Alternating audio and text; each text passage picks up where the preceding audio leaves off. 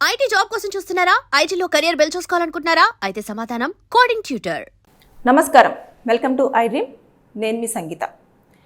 ఢిల్లీలో రామ్ కేస్ అనే వ్యక్తిని 32 సంవత్సరాలు ఉండే ఆ వ్యక్తిని తన గర్ల్ ఫ్రెండ్ అయిన అమృత 22 సంవత్సరాలున్న అమృత అతి దారుణంగా తన ఎక్స్ లవర్ అయిన సుమిత్తో కలిసి చంపేయడం జరిగింది.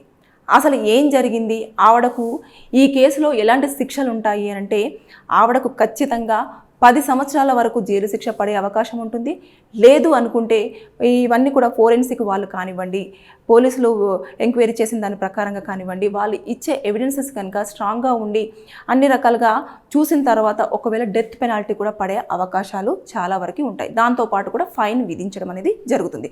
ఇక ఆ అమ్మాయికి సహాయం చేసిన ఎక్స్ బాయ్ ఫ్రెండ్ అయిన సుమిత్, అదేవిధంగా సుమిత్ వాళ్ళ ఫ్రెండ్ అయిన సందీప్, వీళ్ళకు కూడా పనిష్మెంట్ ఉంటుంది. వాళ్ళకి లైఫ్ ఇంప్రిజన్మెంట్ కూడా ఉండే అవకాశాలు ఉన్నాయి. అంటే ఒక్కసారి వివరాల్లోకి వెళ్తే ఆ అమ్మాయి 22 సంవత్సరాలు, తను వచ్చేసి Amrita forensic science student, final year చదువుతూ ఉంది. తన మంచి టాలెంటెడ్ అమ్మాయి. అదేవిధంగా గతంలో ఎవరైతే సుమిత్ ఉన్నారో తను లవ్ చేయడం జరిగింది. తనకు వాళ్ళిద్దరికి కూడా విభేదాలు రావడంతో మనకు సెట్ అవ్వదని చెప్పేసి విడిపోయారు. అంతా అయిపోయింది. ఎవరైతే ఇప్పుడు ప్రజెంట్ బాయ్ ఫ్రెండ్ ఉన్నారో రామ్కేష్, ఆయనకు 32 సంవత్సరాలు, 10 సంవత్సరాల గ్యాప్ ఉన్న ఆ పర్సన్తో తను కలిసి ఉండడం జరుగుతుంది. ఒక ఉద్యోగం కోసం వెళ్ళినప్పుడు అమృత అక్కడ పరిచయం అనేది జరిగింది. అమృతతో పరిచయం జరిగిన తర్వాత వాళ్ళిద్దరూ కూడా మంచిగా మాట్లాడుకొని ఈ రోజు చనువుగా కలవడం అదంతా చేసిన తర్వాత ఇక లవ్ చేసుకుంటున్న సందర్భంలో ఈ రోజుల్లో ఉన్నది మీ అందరికీ తెలిసిందే. లవ్ అంటే ఇమీడియట్గా కలిసి ఉండాలి, మనం కలిసి ఉందాము, ఒకరినొకరం తెలుసుకుందాము అని చెప్పేసి లివింగ్ రిలేషన్షిప్ అనేది స్టార్ట్ చేశారు.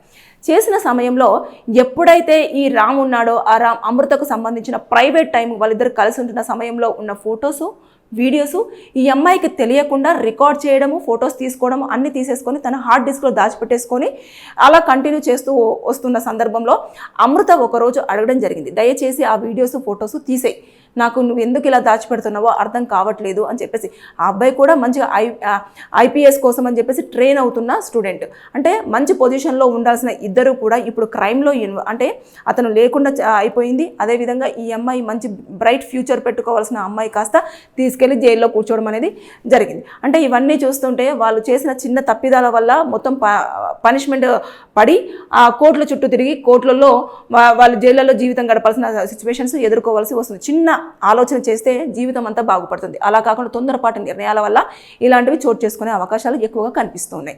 అంటే ఇది చేసిన తర్వాత ఆమె చాలా పలుమార్లు అడిగింది, తీసేస్తాను అని చెప్పేసి దాని సిస్టంలో తీసుకోవడము, తర్వాత నెక్స్ట్ ఇంకొక హార్డ్ డిస్క్లో కాపీ చేసుకోవడము, ఇవన్నీ చేస్తున్నప్పుడు ఈ అమ్మాయికి భయం వేసి ఇంకా ఇతనితో మనకు వద్దు అని చెప్పేసి ఎన్నిసార్లు చెప్పినా కూడా ఇలాగే చేస్తున్నాడు అని చెప్పేసి ఎవరైతే పాత బాయ్ ఫ్రెండ్ ఉన్నాడో అతని దగ్గరికి, సుమిత్ దగ్గరికి వెళ్ళడం జరిగింది. వెళ్ళి నేను ఇలా నిన్ను ఒక హెల్ప్ అడుగుతాను, నాకు చేసి పెట్టాలి, ఇతని వల్ల నేను ఇబ్బంది పడుతున్నాను, ఎలాగైనా సరే నన్ను కాపాడు, రక్షించు అని అంటే, నువ్వు నాతో ఉన్నా లేకపోయినా పర్వాలేదు, నీ జీవితమే నాకు ముఖ్యం అన్న ఇదిలో బాయ్ ఫ్రెండ్ ఏం చేశాడు, సరే నువ్వేం చెప్తావో చెప్పు అని చెప్పేసి వీళ్ళందరూ కూడా ఎవరైతే ఈ సుమిత్ ఉన్నాడో తను వచ్చేసి వాళ్ళ ఫ్రెండ్ ఇంకొక అతను సందీప్ అనేది, వీళ్ళు ముగ్గురు కలిసి ఒక ప్లాన్ వేయడం జరిగింది. ప్లాన్ వేసిన తర్వాత అతన్ని ఎలా చంపాలి, ఎలా చంపితే మనకు అడ్డు తగులుతుంది, మన మీద డౌట్ రాకుండా ఉంటుంది అని చెప్పేసి చూసిన తర్వాత సుమిత్ ఏదైతే గ్యాస్ ఉంటుందో గ్యాస్ ఏజెన్సీ యొక్క దానికి మొత్తం కూడా డీలర్ అన్నట్టు, ఆ డీలర్ కాబట్టి అతని గ్యాస్ గురించి చాలా వరకు అవగాహన ఉంది. అయితే వీళ్ళందరూ కూడా ఎలా చంపాలి ఏంటిది అని చెప్పేసి ఒక ప్లాన్ వేసుకున్న సందర్భంలో ఒక రోజు మిడ్ నైట్ టైంలో వీళ్ళిద్దరు మాస్కులు వేసుకొని ఆ ఇంటి లోపలికి ప్రవేశించడం జరిగింది. ఆ డోర్ కూడా తనే అమృత ఓపెన్ చేయడం జరిగింది. ఓపెన్ చేసిన తర్వాత వాళ్ళ ఇంట్లోకి ప్రవేశించి ఇంకా అతని గొంతు గట్టిగా నులిమేసి చంపేశారు. చంపిన తర్వాత ఊపిరాడకుండా చంపేసిన తర్వాత ఈ అమ్మాయి చాలా తెలియగలదు, ఫోరెన్సిక్ స్టూడెంట్ కదా, ఎలాంటి ఆనవాళ్ళు దొరకకుండా అసలు బాడీయే మొత్తానికి మాయం చేయాలని చెప్పేసి ఆ బాడీ చనిపోయిన తర్వాత ఏం చేసిందంటే దాని మీద నెయ్యి వేసింది, తర్వాత ఆయిల్ వేసింది, తర్వాత లిక్కర్ వేసి గ్యాస్ ఏదైతే ఉంటుందో ఆ సిలిండర్ తీసుకొచ్చేసి లైట్గా కట్ చేసి చిన్నగా, అంటే స్మాల్గా కొంచెం వచ్చేలాగా పెట్టేసి వీళ్ళు ముగ్గురు కూడా బయటికి వెళ్ళిపోయిన తర్వాత అగ్గిపుల్ల అంటించేసి అక్కడ వేయడం జరిగింది. ఆ గ్యాస్ లీక్ అవుతున్నంతసేపు ఆ బాడీ కాలుతూ వస్తూ అలా జరిగింది. ఇది దాదాపు 2 నుంచి 3 గంటల ప్రాంతంలో జరిగింది. ఇంకా 3:30 ఆ గంటల ప్రాంతంలో కూడా మంటలు పెద్ద స్థాయిలో రావడము, ఆ ఇల్లంతా కూడా మంటలతో నిండిపోవడంతో చుట్టుపక్కల ఉన్న వాళ్ళు కూడా గ్రహించేసి ఇమీడియట్గా పోలీసులకు ఇన్ఫర్మేషన్ ఇచ్చారు. ఇచ్చిన తర్వాత పోలీసుల ఊటావుటిని అక్కడికి చేరుకున్న తర్వాత ఇది నిజంగానే యాక్సిడెంటల్గా జరిగింది అని చెప్పేసి వాళ్ళు ముందుగా ప్రాథమికంగా అంచనా వేయడం జరిగింది. ఎందుకంటే ఇంట్లో ఎవరు లేరు, వాళ్ళే ఉన్నారు, గ్యాస్ లీక్ అయ్యింది, దానివల్లనే చనిపోయారు అని చెప్పేసి అదొక ప్రాథమిక. అప్పటికే బాడీ మొత్తం కూడా కాలిపోవడం జరిగింది. ఎందుకంటే తను వేసిన ఏవైతే ఉన్నాయో అవన్నీ కూడా చూసుకుంటే ఆయిల్ వేసింది, నెయ్యి వేసింది, దాంతోపాటు లిక్కర్ వేసింది. చాలా మంట ఎక్కువగా కాలి మొత్తం బాడీ అంతా కూడా ఫుల్గా అసలు గుర్తుపట్టరాకుండంత సిచ్యువేషన్లో కూడా వెళ్ళడం జరిగింది.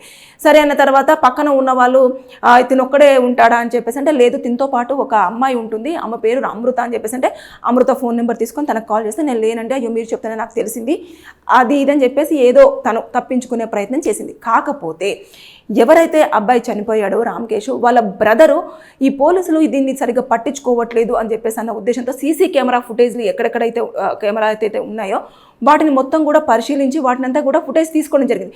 తీసుకున్నప్పుడు ఒక 2 మాస్కులు వేసుకొని లోపలికి వెళ్ళారు.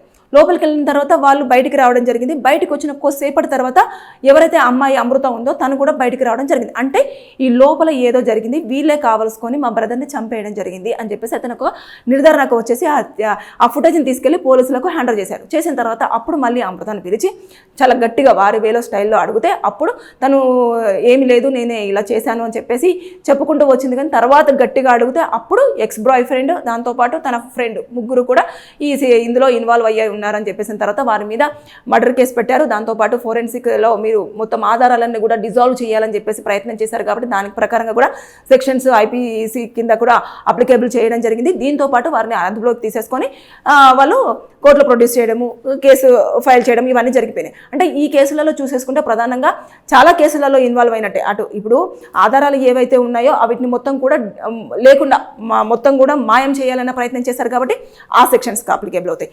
దాంతోపాటు వారు మనిషిని చంపి తర్వాత నెక్స్ట్ మళ్ళీ గ్యాస్ సిలిండర్ పెట్టేసి బాడీని మొత్తం కాల్చివేయడం జరిగింది. కాబట్టి దాని ప్రకారంగా కూడా కేసులో అప్లికేబుల్ అవ్వడం అనేది జరుగుతుంది. ఇకపోతే తనను నమ్మించే ప్రయత్నం చేశారు కదా, అంటే వీళ్ళు లోపలికి వచ్చిన తర్వాత ఆ అమ్మాయి నమ్మించే ప్రయత్నం చేసింది కదా, చేసి తెలియనట్టుగా బిహేవ్ చేసింది కదా, ఇదొకటి. పోలీసులను తప్పు దోవ పట్టించాలన్న ప్రయత్నం చేసింది కదా, దీని ప్రకారంగా ఇలా చూసుకుంటే చాలా సెక్షన్స్ అట్రాక్ట్ అవుతాయి. అట్రాక్ట్ అయిన తర్వాత ఇందులో మాత్రం ఆ అమ్మాయికి ఖచ్చితంగా అమృతకి 10 సంవత్సరాలు లేదంటే లైఫ్ మొత్తం కూడా మొత్తం జైల్లోనే ఉండే అవకాశం ఉంటుంది. లేదు అనుకుంటే డెత్ పెనాల్టీ కూడా, డెత్ ప్రిజన్మెంట్ కూడా పడే అవకాశాలు ఉంటాయి.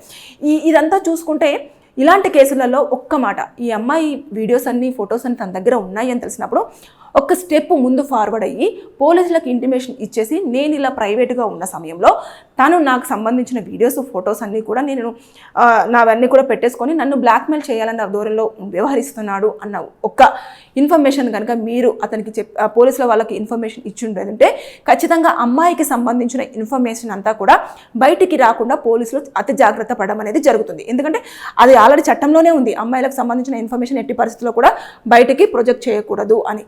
అంతేకాకుండా ఏదైతే ఉందో దాంతోపాటు ఇంకొకటి ఏంటంటే ఏదైతే వాళ్ళు వస్తారో దానికి సంబంధించి మీరు కనుక ఆ అబ్బాయిని అదుపులోకి పట్టించారు అని అంటే వారి దగ్గర ఉన్న డేటా కానివ్వండి, తర్వాత నెక్స్ట్ మీకున్న వీడియోస్ కానివ్వండి, ఫొటోస్ కానివ్వండి, పోలీసులు వారి దగ్గర నుంచి మొత్తం కూడా ఎరైజ్ చేయించడానికి ఆస్కారం ఉండేది.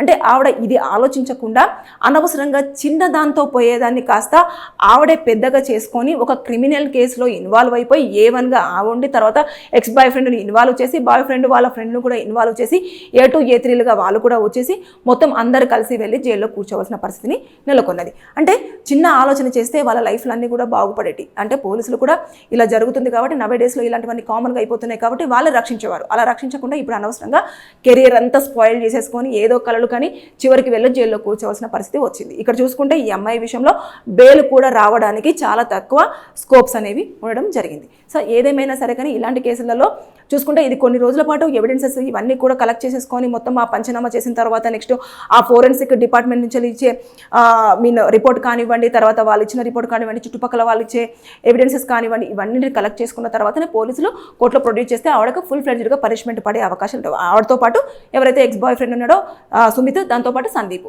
ఫ్రెండ్, వాళ్ళందరికీ కూడా శిక్ష పడే అవకాశాలు ఉంటాయి. ఏదేమైనా సరే కానీ ఇలాంటివన్నీ చేసుకుంటే పోలీసులకు దొరకము అనుకోవడము పొరపాటు. ఖచ్చితంగా దొరికే అవకాశాలు చాలా వరకు ఉంటాయి. పోలీసుల ఇన్వెస్టిగేషన్ అనేది ఒకవేళ వెళ్తున్నప్పుడు వారికి ఆధారాలు దొరకకపోతే ఇంకా వేరే నుంచి కూడా వారు స్కోప్స్ నుంచి తీసుకొని వచ్చే అవకాశాలు ఉంటాయి. ఎలాగైనా సరే మీరు తప్పించుకోవడానికి స్కోప్ అనేది చాలా తక్కువగా ఉంటుంది.